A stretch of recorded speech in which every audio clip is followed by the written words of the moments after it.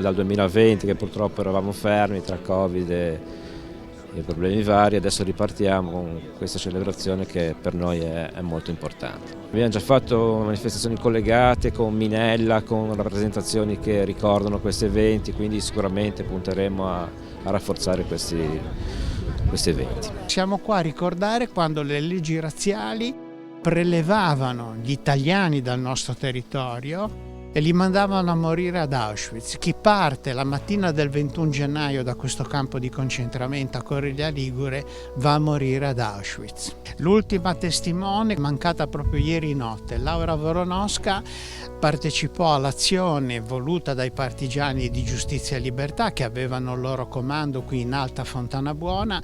Nella notte tra il 2 e il 3 luglio del 1944 fanno irruzione nel campo di concentramento di Calvari, sfondano, viene divelta la recinzione, da quel giorno il campo viene cancellato.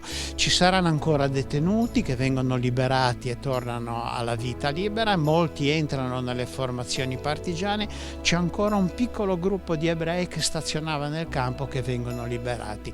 Laura Voronosca è l'ultima sopravvissuta a questo lungo percorso che è arrivato sino a ieri notte. Quest'anno soprattutto ci sono tanti ragazzi delle scuole locali al quale noi rivolgiamo una particolare attenzione, perché la memoria credo che vada conservata e loro saranno sicuramente depositari di queste memorie da tramandare al futuro. Prima che consigliera metropolitana mi sento insegnante perché l'ho fatto per più di 40 anni. Bisogna che i ragazzi vengano allenati a istruire il loro cuore e le loro menti al rispetto degli altri, al senso di giustizia e veramente a capire che non esistono diversità.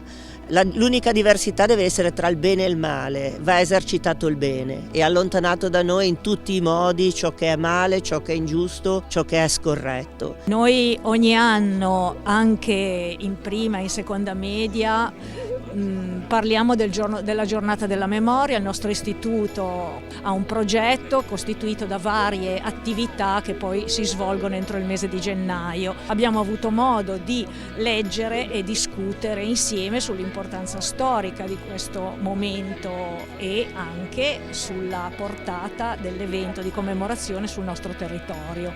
Noi siamo qui come spettatori per,